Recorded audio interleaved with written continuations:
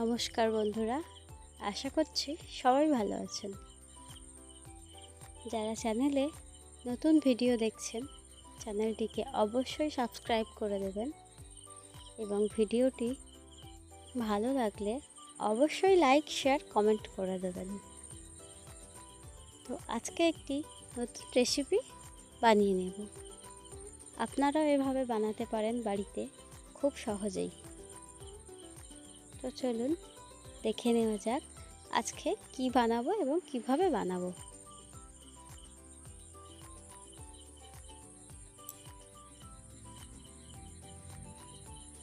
আজকে বানাবো fried rice. তো প্রথমে আমি সবজিগুলো এভাবে কেটে নিয়েছি। ক্যাপসিকাম, গাজর, বিনস।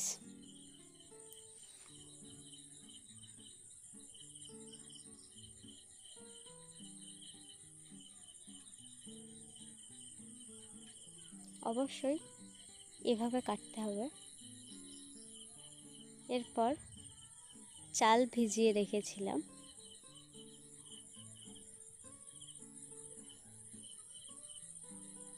চালগুলো কিছুক্ষণ ভিজিয়ে রাখার পর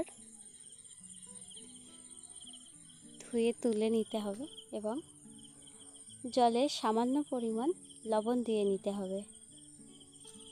জল গরম হওয়ার সাথে সাথে চালগুলো দিয়ে দিতে হবে।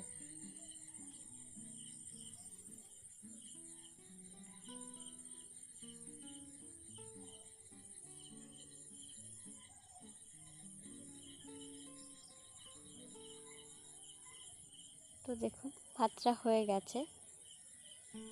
ভাতটা এভাবে ছেঁকে নিতে হবে যাতে এর মধ্যে কোনো ফ্যান না থাকে। এরপর আমি সবজিগুলো ভেজে নেব।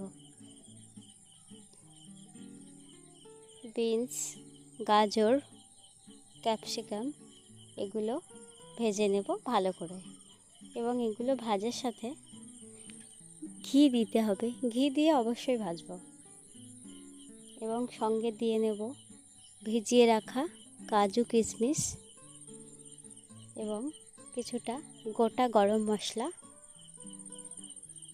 থেতো করে নিয়েছিলাম, সেগুলো দিয়ে নেব।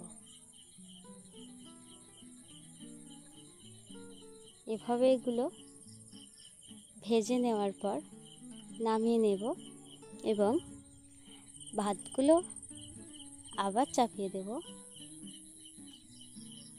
গরম হলে একটু নাড়িয়ে নেওয়ার পর ভেজে রাখা সবজিগুলো দিয়ে নিতে হবে এবং অবশ্যই সঙ্গে দিতে হবে ঘি। ঘিয়ের পরিমাণটা অবশ্যই রাখতে হবে।